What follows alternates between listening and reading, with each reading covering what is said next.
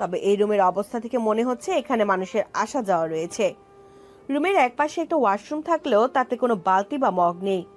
রুমের মধ্যে খাট, সিঙ্গেল সোফা, টি টেবিল রয়েছে, পানি খাওয়ার জগ ও গ্লাস আছে।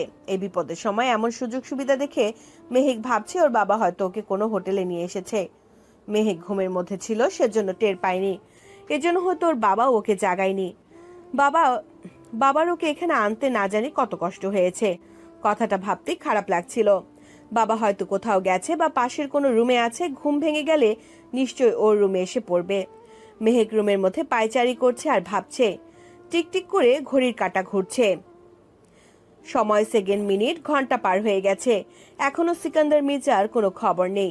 মেহেকের গলা শুকিয়ে আসছে দেখে কয়েকবার ওয়াশরুমের কল থেকে পানি এনে অনিচ্ছা সত্ত্বেও পান করেছে। ওখান থেকে পানি খেয়ে কয়েকবার বমি হয়েছে। ক্ষুধায় পেট পাকাচ্ছে।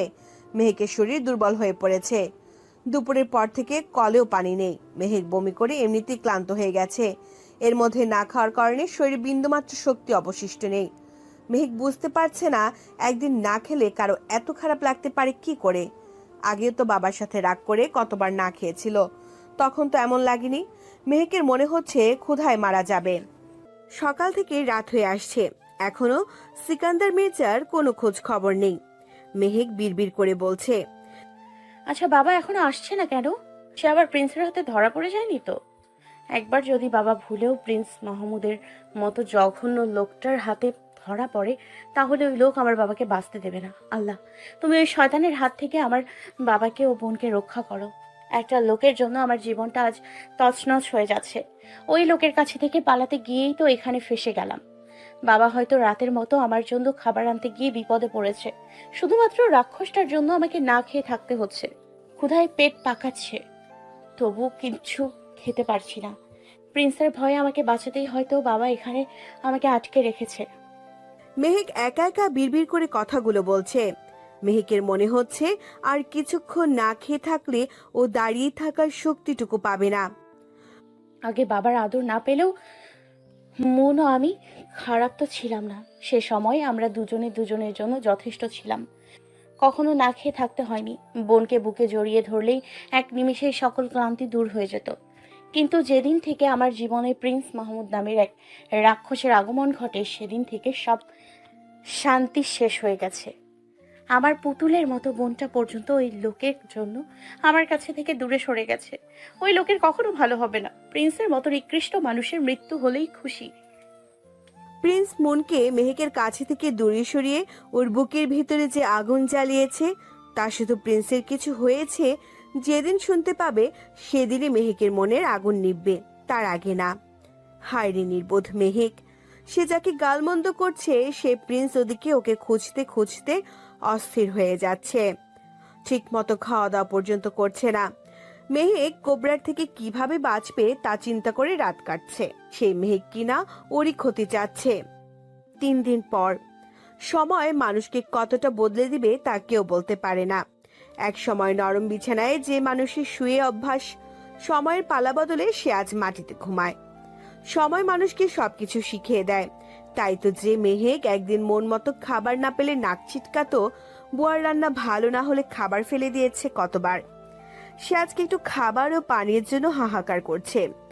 আজ 3 দিন ধরে মেহেক এই রুমে বন্দি হয়ে আছে। এই 3 দিনের মধ্যে একবারও সিকান্দার মির্জা দেখতে আসেনি মেহেককে। মেহেক ক্ষুধার যন্ত্রণায় ফ্লোরে গড়াগড়ি করে কাতরাচ্ছে। গত পরশু রাত থেকে এক ফোঁটা পানিও খেতে দেওয়া হয়নি ওকে। মেহেকের শরীরে যতক্ষণ শক্তি ছিল বারবার ওয়াশরুমে গিয়ে কল চেক করেছে একটু পানির আশায়, কিন্তু কলে পানি নেই। পানির জন্য গলা শুকিয়ে কাঠ হয়ে গেছে। তৃষ্ণার্ত মেহেক গত পরশু জগের মধ্যে অল্প একটু পানি পেয়েও পান করেনি, কারণ জগের ঢাকনা খুলে দেখে জগের ভিতরে তলানিতে যে পানি আছে তা ময়লা। তবু ভেবেছিল উপর থেকে অল্প একটুখানি পানি খাবে, কিন্তু মুখের কাছে আনতেই পানির মধ্যে থেকে নাকে দুর্গন্ধ ভেসে এলো। মেহেক তখনই জগটা রেখে দেয়। তো গতকাল তৃষ্ণা সহ্য করতে না পেরে দুর্গন্ধযুক্ত পানি খেয়ে নিয়েছে। কিন্তু এতটুকু পানিতে কি তৃষ্ণা মিটে? মেহেক ফ্লোরে গড়াগড়ি করে কাতরাচ্ছে। কখনো নিজের চুল নিজে ছিঁড়তে চেষ্টা করছে। মেহেক ক্ষুধার জ্বালায় অস্থির হয়ে গেছে। আর মা পানি বলছে। কে কোথায় আছো, আমাকে কিছু খেতে দাও বলে বিড়বিড় করছে। ঠাস করে শব্দ শুনে রনি বারান্দা থেকে দৌড়ে প্রিন্সের রুমে ঢুকে বলল, ভাই কি হয়েছে? একটা কথা তো আপনাদের বলা হয়নি, মেহেক যাওয়ার পর থেকে রনি প্রিন্সকে এক মুহূর্তের জন্য একা ছাড়েনি। তবে রনি প্রিন্সের পাশের রুমে থাকে। কিছুক্ষণ আগে রনির কাছে প্রিন্সের নাম দিয়ে একটি সিডি পার্সেল এসেছে। রনির কাছ থেকে প্রিন্স সিডি হাতে পেয়ে বুঝতে পারে এটা কে পাঠিয়েছে। সিডিতে কি আছে তা প্রিন্স রনির সামনে দেখবে না, সেজন্য রনিকে বারান্দায় যেতে বলে। রনি বারান্দায় থেকে রুমের মধ্যে কিছু ভাঙার আওয়াজ শুনে রুমে এসে জিজ্ঞেস করে, ভাই কিছু কি হয়েছে? প্রিন্স রনির কথা শুনেছে কিনা বোঝা গেল না। রনি প্রিন্সের দিকে তাকিয়ে দেখে। প্রিন্সের দৃষ্টি টিভি স্ক্রিনের দিকে। সেখানে মেহেক ভাবি ফ্লোরে শুয়ে কাতরাচ্ছে আর পানি পানি করছে। রনি এর সাথে টিভি থেকে দৃষ্টি সরিয়ে নিয়েছে, কারণ গড়াগড়ি করার ফলে মেহেকের জামা কাপড় ঠিক নেই। আর প্রিন্স মাহমুদ কখনো তার বউকে এভাবে কেউ দেখুক তা পছন্দ করে না। রনি তা ভালো করে জানে, তাই ওখান থেকে দৃষ্টি সরিয়ে প্রিন্সের দিকে তাকিয়ে দেখে তার হাতের মুঠোয় ভাঙা গ্লাস চেপে ধরে রাখায় গ্লাস ভেঙে ফেটে হাত কেটে রক্ত ঝরছে। সেদিকে প্রিন্সের কোনো নজর নেই। রনি প্রিন্সের কাছে এসে হাত থেকে ভাঙা গ্লাস ফেলে টি টেবিল থেকে ক্লথটা নিয়ে প্রিন্সের হাতে চেপে ধরে বলল, ভাই আপনি কি পাগল হয়ে গেলেন? কোবরা তো ইচ্ছে করে ভাবির ভিডিও পাঠিয়েছে যাতে এগুলো দেখে আপনি কষ্ট পেয়ে মনের দিক থেকে দুর্বল হয়ে যান, আপনি গুড়িয়ে পড়েন, আর সেই সুযোগে কোবরা আপনার উপরে হামলা করুক। রনি, আজ 3 দিন হয়েছে ওরা মেহেককে আটকে রেখেছে। ওরা ওকে কিছু খেতে দিচ্ছে না। এটা আমি সহ্য করতে পারছি না। আমার বউটা ক্ষুধার যন্ত্রণায় কাতরাচ্ছে। যে সময় ওর বেশি বেশি খাবার কথা, সেখানে ওকে পানিও দিচ্ছে না। মেয়েটা তৃষ্ণা সহ্য করতে না পেরে নোংরা পানি খেয়েছে, তো ও জানোয়ারগুলো ওকে এক ফোঁটা পানি দিচ্ছে না। সিকান্দার মির্জা তো ওর বাবা। একজন বাবার কখনো মেয়েকে পানির জন্য এমন ছটফট করতে দেখে সহ্য হয়? তা সে বাবা যতই লোভী বা জঘন্য হোক না কেন, কিন্তু দেখো ওই লোক সহ্য করছে, আবার তার ভিডিও ফুটেজ আমাকে পাঠাচ্ছে। আচ্ছা ভাই, আপনি সব কথা পরে শুনবো সব কথা। আপনি হসপিটালে চলুন। আপনার হাত থেকে অনেক রক্ত বের হয়েছে, গ্লাস চেপে ধরায় গভীর হয়ে কেটে গেছে। রনির কথা শুনে প্রিন্স রনিকে ঝামটা দিয়ে সরিয়ে বলে, এতটুকু কাটাতে আমার কিচ্ছু হবে না রনি, কিন্তু মেহেক আর কিছুক্ষণ না খেয়ে থাকলে আমাদের বাচ্চা বাঁচবে না। আমাকে এখনই যেতে হবে ওকে বাঁচাতে। ভাই আপনি এখন কোথাও যেতে পারবেন না। আপনি একটা কথা বলে যাচ্ছেন, আপনি সুস্থ না থাকলে ভাবিকে উদ্ধার করবে কিভাবে? প্রিন্স রনিকে কাটা হাত দিয়ে ঠেলে জোর করে নিজে থেকে সরিয়ে দেয়। রনি প্রিন্সের পায়ের কাছে বসে পা ঝাপটে ধরে বসে বলে, ভাই ফ্লোরটা রক্ত বেজে জবজবে হয়ে গেছে, আপনি প্লিজ একটু শান্ত হয়ে বসুন। আপনাকে ভাবির কথা। আর কিছু বলবে না, যাও বাহিরে, আমাকে একা থাকতে দাও। রনি প্রিন্সের পা ছেড়ে পকেট থেকে মোবাইল বের করে ডাক্তার ইজাজকে ফোন দিয়ে ইমার্জেন্সি বাসায় আসতে বলে। প্রিন্স রনির দিকে কটমট করে তাকে কিছু বলতে যাবে, তখন কিছু একটা ভেবে বলল, রনি, ইজাজের সাথে ডক্টর ফারহানাকে নিয়ে আসতে বলো, তার সাথে আমার জরুরি কথা আছে। প্রিন্সের কথা শুনে রনির সাথে সাথে ইজাজকে ফোন দিয়ে বলল, ইজাজ ভাই আপনার সাথে ডক্টর ফারহানা নিয়ে আসবে। ডাক্তার ইজাজ ফোনের ওপাশ থেকে বলছে, রনি প্রিন্স ভাই ও ভাবি ঠিক আছে তো? ভাবির এই সময় এমনিতেই ঝুঁকি রয়েছে। আপনি তাড়াতাড়ি বাসায় চলে আসেন। কথাটা বলে রনি ফোন কেটে প্রিন্সের কাছে এসে হাত চেপে ধরে। ইস, এভাবে কাটলেন কি করে ভাইয়া? আজ এমনিতেই কেটে গেছে, তুই প্রশ্ন না করে তাড়াতাড়ি ব্যান্ডেজ কর। ডাক্তার ইজাজের একের পর এক প্রশ্ন শুনে প্রিন্স বিরক্ত হয়ে বলল। প্রিন্সের কথা শুনে ডাক্তার ইজাজ প্রিন্সের দিকে তাকিয়ে বলে, এবার ভেবে দেখেছেন আপনার এমন অবস্থা দেখে ভাবির কেমন লাগছে? এর মধ্যে আবার সে মা হবে, সেখানে তার এমন সব সময় চিন্তামুক্ত ও হাসি খুশি থাকার কথা, সেখানে এই, তুই আবার চোখের সামনে থেকে দূর হয়ে যা, লাগবে না আমার ব্যান্ডেজ করা, বের হ। রনি প্রিন্সকে রেগে যেতে দেখে বলল, ভাই এজাজ ভাই তো জানে না, তাই উল্টো পাল্টো কথা বলে ফেলেছে। আপনি একটু শান্ত হন। আর এজাজ ভাই, আপনি জলদি কাজ শেষ করে ইজাজ প্রিন্সের রাগ দেখে আর কিছু বলার বা জিজ্ঞেস করার সাহস পেল না। প্রিন্সের হাত ব্যান্ডেজ করা শেষ হলে ইজাজ রনির কাছে গিয়ে ফিসফিসিয়ে বলল, এই রনি ভাই ক্ষেপে আছে কেন? আর ভাবি কোথায়? রনি প্রিন্সের দিকে তাকিয়ে আবার ডাক্তার ইজাজের দিকে তাকিয়ে বলল, ভাবি রাগ করে বাপের বাড়ি চলে গেছে, তাই ভাই খেপে আছে। রনির কাছে কথাটা শুনে ডাক্তার ইজাজের মন খারাপ হয়ে গেল। প্রিন্স ভাই রাগী হলেও মনটা খুবই ভালো। ভাবি তার বউ হয়ে মানুষটাকে বুঝতে পারল না। এটা ভেবে ডাক্তার ইজাজের আফসোস লাগছে। এদিকে প্রিন্স ওদের কথা বলতে দেখে নিচে চলে যায়। ডাক্তার ফারহানা ড্রয়িং রুমে বসে বসে পেপার পড়ছিল। প্রিন্সকে নামতে দেখে বলে, স্যার সব ঠিক আছে তো? আপনি আমাকে এখানে আসতে হঠাৎ জরুরি তলব পাঠালেন? হ্যাঁ, সব ঠিক আছে। আসলে আমার এক ঘনিষ্ঠ বন্ধুর বউ 3.5 মাসের প্রেগনেন্ট। সে বন্ধুর সাথে রাগ করে খাওয়া দাওয়া ছেড়ে দিয়েছে। 2 দিন ধরে পানিও খাচ্ছে না। বন্ধু আমার বউ ও বাচ্চার চিন্তায় ভয়ে মরি অবস্থা। বন্ধুর অবস্থা দেখে আমার আপনার কথা মনে হলো। মা দীর্ঘ সময় না খেয়ে থাকলে বাচ্চার কি কি সমস্যা হতে পারে তা জানতে। ডাক্তার ফারহানা প্রিন্সের কথা শুনে বলে, আরে আপনার বন্ধু স্ত্রী পাগল নাকি? এই এমন সময় কেউ না খেয়ে থাকে, আর উনি দীর্ঘ সময় ধরে না খেয়ে পেটের ভেতরে গরম হয়ে বাচ্চার মারাত্মক সমস্যা হওয়ার সম্ভাবনা রয়েছে। তাছাড়া দীর্ঘ সময় পানি না খেয়ে বাচ্চার মায়ের পানির শূন্যতা দেখা দিতে পারে। পেটের বাচ্চার অক্সিজেনের ঘাটতি দেখা দিবে। তাছাড়া এজন্য মিস ক্যান্ডারেস হওয়ার সম্ভাবনা রয়েছে। প্রিন্স ডাক্তার ফারহানার কথা শুনে হতভম্ব হয়ে গেছে।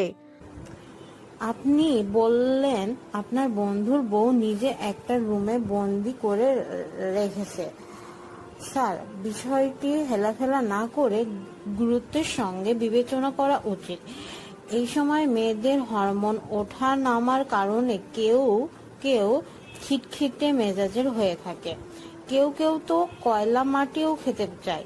এই সময়ে দেখা যায় অনেক তো স্বামীকে সহ্য করতে পারে না, তাদের শত্রু মনে করে, সবার কাছ থেকে নিজেকে গুটিয়ে নেয়। সবসময় তাদের মনের ভিতরে এক ধরনের মানসিক অস্থিরতা বিরাজ করে, তারা নিজেকে অবহেলিত মনে করে। স্যার আপনার কথা শুনে আসলে আমার মনে হচ্ছে তার মানে আপনার বন্ধুর বউ এর হাতে পারে হরমোনের সমস্যা জনিত কারণে এমন করছে। তাকে একা থাকতে না দিয়ে আপনার বন্ধুকে বলুন তাকে বেশি বেশি সময় দিতে, যাতে সে নিজে একা ও অবহেলিত না মনে করেন। প্রিন্স ডাক্তার ফারহানার কথা শুনে কি বলবে ভেবে পাচ্ছে না। তাছাড়া মেহেক তো আসলে নিজে নিজে রুমে বন্দি হয়ে নেই, ওকে আটকে রেখেছে, খাবার দিচ্ছে না। সে কথা তো বলবে কি করে? প্রিন্সকে নীরব দেখে ডাক্তার ফারহানা বলে, স্যার তাকে দরকার হলে ভালো কোনো গাইনি ও সাইকাইট্রিস্টের কাছে নিয়ে যেতে হবে। এমন না হয় যে একটু অসতর্কতার কারণে তারা তাদের অনাগত সন্তানকে হারিয়ে ফেলে। ডাক্তার ফারহানার কথাগুলো শুনে প্রিন্সের বুকের মধ্যে অসহ্য যন্ত্রণা হচ্ছে। ছোট সময়ে চোখের সামনে মা বাবা ও বোনকে রক্তাক্ত অবস্থায় দেখে যেমন অনুভূতি হয়েছিল, আজকেও তেমন অনুভূতি হচ্ছে। ডাক্তার ফারহানা এটা কি বলল? তার ভালোবাসার অংশটা পৃথিবীতে আসার আগেই হারিয়ে যাবে? কথাটা শুনে মনে হচ্ছে বুকের মধ্যে কেউ ছুরি দিয়ে খুঁচিয়ে রক্ত বের করছে। চোখের সামনে ভেসে উঠছে মেহেকের রক্তাক্ত শরীর। প্রিন্সের কাছে মনে হচ্ছে সে পৃথিবীতে আপনজনদের বিভৎস মৃত্যু দেখার কপাল নিয়ে জন্মেছে। তা না হলে যে বয়সে মা ও বাবার আদরে সিক্ত হওয়ার কথা ছিল, তাদের কোলে ওর হেসে খেলে কাটানোর কথা ছিল, সে বয়সে দেখতে হয়েছে বাবা ও মায়ের রক্তাক্ত দেহ। আর এখন কি নিজের আত্মজার নিঃশেষ দেখতে হবে? মেহেকের বোকামির জন্য তাদের সন্তান আজ সাফার করছে। এই কষ্ট প্রিন্স কোথায় রাখবে? ডাক্তার ফারহানা প্রিন্সকে চুপচাপ বসে থাকতে দেখে বলে, স্যার এখনো যদি রোগী নিজের দিকে খেয়াল রাখে তাহলে আল্লাহর রহমতে বাচ্চার সার্ভাইভ করতে পারে। প্রিন্স ডাক্তার ফারহানার কথা শুনে হুম বলে। ডাক্তার ফারহানা আরো কিছু কথা বলে চলে গেল। প্রিন্সের হাতের ক্ষতটি গভীর ছিল বলে 4টি সেলাই লেগেছে। হাতে একটু চাপ লাগলে সেলাই ছিঁড়ে রক্ত বের হবে, এতে ইনফেকশন হওয়ার সম্ভাবনা রয়েছে। সেজন্য ডাক্তার ইজাজ যাওয়ার সময় প্রিন্সকে সাবধানে থাকতে বললেন। ডাক্তার ইজাজ চলে গেলে প্রিন্স রনিকে বলল, রনি, গার্ডদের রেডি হতে বলো, আমরা বের হব। প্রিন্সের কথা শুনে রনি আশ্চর্য হয়ে যাচ্ছে। প্রিন্সের হাতের দিকে তাকিয়ে বলল, ভাই, আপনার আজকে রেস্টের দরকার। হাত থেকে অনেক রক্ত বের হয়েছে, তাছাড়া আপনি ঠিকমতো খাওয়া দাওয়া করছেন না। এমনি অনিয়ম করলে তো অসুস্থ হয়ে যাবেন। তোমার যেতে না হলে তুমি থেকে যাও, আমাকে নিষেধ করার সাহস কোথায় পেলে? আমি এখানে বসে রেস্ট করি আর ওই জানোয়ারটা আমার স্ত্রী ও সন্তানকে কষ্ট দিয়ে নিঃশেষ করে দেখবো, তাই না? প্রিন্সের হাতের দিকে তাকিয়ে বলল। রনি প্রিন্সের কথা শুনে আমতা আমতা করে বলল, ভাই, আপনি চিন্তা করবেন না, ভাবির কিছুই হবে না। তোমার কথা মতো আমায় চলতে হবে। ইদানিং তোমার সাহস দেখছি বড্ড বেশি হয়ে গেছে। প্রিন্সের কথা শুনে রনি ধীরে ধীরে বলে, ভাই, এখানে সাহসী প্রশ্ন আসছে কেন? আপনি তো বললেন আমি আপনার ছোট ভাইয়ের মতো। ছোট ভাই কি চোখের সামনে বড় ভাইকে কষ্ট হইতে দেখতে পারে, নাকি শুধু মুখে মুখে আমাকে ছোট ভাই বলেন? আসলে আমার মতো সাধারণ পিএসের তো আপনার মতো এত বড় মানুষের ভাই হওয়ার অধিকার নেই। আমি তো সে কথা ভুলেই গিয়েছিলাম। বস, আপনি আমাকে মাফ করবেন। রনি আসলে প্রিন্সকে এমন অবস্থায় দেখতে পারছে না। মানুষটা বাহির থেকে যত শক্তিশালী দেখাচ্ছে, আসলে ভিতরে ভিতরে সে মেহেক ভাবির কথা ভেবে কষ্ট পাচ্ছে। তা রনি বোঝার বাকি নেই। সবাই বসের নৃশংসতা, হিংস্রতা দেখে, কিন্তু দিন শেষে তার মাঝে যে কোমলতা আছে তা তো কেউ দেখতে পায় না। বস অন্ধকার জগতে রাজা হলেও আজ পর্যন্ত তার হাতে কোনো নির্দোষ ব্যক্তি খুন হয়নি। বস তার কোম্পানিতে সৎ ও নিষ্ঠাবানদের সুযোগ দেয়। তার জন্য কত অসহায় শিক্ষিত কর্মহীন মানুষের আশ্রয় হয়েছে এই কোম্পানিতে। বসের এসব বিষয় বড় স্যার পছন্দ করেন না। তার কথা, ব্যবসার মধ্যে চ্যারিটি করার দরকার কি? কথা হচ্ছে মানুষকে সাহায্য করতে হলে কিছু টাকা ধরিয়ে দাও, তাহলেই তো হয়। কিন্তু বসের কথা হচ্ছে টাকা কোনো সমাধান হতে পারে না। আজকে সে শিক্ষিত হয়েও বেকারত্বের অভিশাপে নানা সমস্যায় আছে। সেজন্য তুমি তাকে কিছু টাকা দিলেও এতে তার কোনো সমস্যা দূর হবে না, বরং তাকে আবার অন্য কারো কাছে হাত পাততে হবে। এতে মানুষের কাছে লাঞ্ছিত হতে হবে। তার থেকে তুমি যদি তাকে কোনো কাজে ঢুকিয়ে দিতে পারো, তাহলে সে আত্মনির্ভরশীল হবে। পরিবারে বোঝা না হয়ে পরিবারের প্রধান সদস্যের ভূমিকা পালন করবে। নিজের পায়ে দাঁড়াবে। এক সময় সে তার নিজের ও পরিবারের মজবুত ভিত গড়ে তুলতে পারবে। কিন্তু বড় স্যার এই বিষয়ে বসের সাথে সহমত ছিলেন না। সেজন্যই তো কয়েক বছর আগে দুজনের ব্যবসা আলাদা করে ফেলে। সে থেকে বসের বাবা মানে বড় স্যার দেশের বাহিরে ব্যবসা দেখে, আমাদের বস এখানে। বস নিজে বিভিন্ন অপরাধ কর্মকাণ্ডের সাথে যুক্ত থাকলেও কখনো রনিকে তার মধ্যে জড়ায়নি, বরং রনিকে অন্ধকার থেকে আলোর পথে নিয়ে এসেছে। রনি মধ্যবিত্ত পরিবারের সন্তান। ছোট থেকে জীবনের সাথে কম্প্রোমাইজ করতে করতে বড় হতে হয়েছে। রনি পড়াশোনায় ভালো হওয়াতে এইচএসসি পরীক্ষার পর অনেক স্বপ্ন নিয়ে পাবলিক ভার্সিটিতে ভর্তি পরীক্ষার জন্য খুলনা থেকে ঢাকায় আসে। ছাত্র ভালো হওয়াতে পাবলিক বিশ্ববিদ্যালয়ে চান্সও পায়। ভাগ্যের চাকা খুলে যাবার স্বপ্ন নিয়ে এগিয়ে যায়। অনার্স ফার্স্ট ইয়ার পর্যন্ত সব ঠিকঠাক ছিল, কিন্তু দ্বিতীয় বর্ষে পদার্পণ করার পর রাজনৈতিকে জড়িয়ে পড়ে। মিটিং মিছিল মারামারি হয়ে যায় রনির নিত্যদিনের সঙ্গী। একসময় রনি হয়ে ওঠে ছোটখাটো ক্যাডার। প্রিন্সের সাথে রনির পরিচয় হয় এক বড় ভাইয়ের মাধ্যমে। প্রিন্স রনিকে দিয়ে ছোটখাটো কাজ করাতো মাঝে মাঝে। একদিন প্রিন্স জানতে পারে রনি তার দলের লিডারদের সাথে মারামারি করে জেলে আছে। প্রিন্সের নীতি হচ্ছে যাকে দিয়ে সে কাজ করায় সে কোনো বিপদ আপদে পড়লে সাহায্য করা। তাই রনি জেলে শুনে সেদিন প্রিন্স রনির সাথে জেলে দেখা করতে যায়। ওখানে গেলে রনির বাবা মায়ের সাথে দেখা হয়। তারা গ্রামের সহজ সরল মানুষ। ছেলের এমন পরিবর্তন দেখে মানতে পারছে না। রনি প্রিন্সকে ওর মা বাবার সাথে তার বস বলে পরিচয় করিয়ে দিলে তারা প্রিন্সকে অনুরোধ করে ছেলেকে বাঁচাতে। প্রিন্স সেদিন পুলিশকে টাকা দিয়ে রনিকে ছাড়ায়। এরপর রনি প্রিন্সের হয়ে মাফিয়া গ্রুপে ঢুকে কাজ করতে চাইলে প্রিন্স রাজি হয় না। তার কথা, তোমার বাবা মা তোমাকে নিয়ে অনেক স্বপ্ন দেখেছে, জগতে ঢুকে তাদের স্বপ্ন ধূলিসাৎ করে দিও না। তুমি পড়াশোনা চালিয়ে যাও, তোমার সব খরচ আমি দেব। আসলে সেদিনের পর থেকে রনিকে পিছনে ফিরে তাকাতে হয়নি। অনার্স কমপ্লিট করে মাস্টার শেষ হলে রনি প্রিন্সের অনার্স কমপ্লিট করে মাস্টার শেষ হলে রনি প্রিন্সের পিএস হিসেবে জয়েন করে। তার বস কখনো ওকে দিয়ে খুন খারাপি করায়নি, বরং আজকে প্রিন্স না থাকলে রনিকে জেলে পচে মরতে হতো, না হলে হারিয়ে যেত অন্ধকার কোনো জগতে, হয়তো পড়ে থাকতো কোনো এক রাস্তায় বেয়ারিশ লাশ হয়ে। কিন্তু প্রিন্স নামের জাদুকর জাদুর ছুরি ঘুরিয়ে ডাক্তার ইজাজ, সেলিম মিয়া, সোনালির মতো তার জীবনটাকে বদলে দিয়েছে। চোখের সামনে সে মানুষটির কষ্ট দেখা যায়। রনি মনে করে পৃথিবীতে ওর বসের মতো খুব কম মানুষই হয়। আজ সে মানুষটি কষ্ট পাচ্ছে, তার রনি সহ্য হচ্ছে না। অন্যদিকে রনি কথা শুনে প্রিন্স রেগে বলে, থাপ্পড় মেরে দাঁত ফেলে দেবো।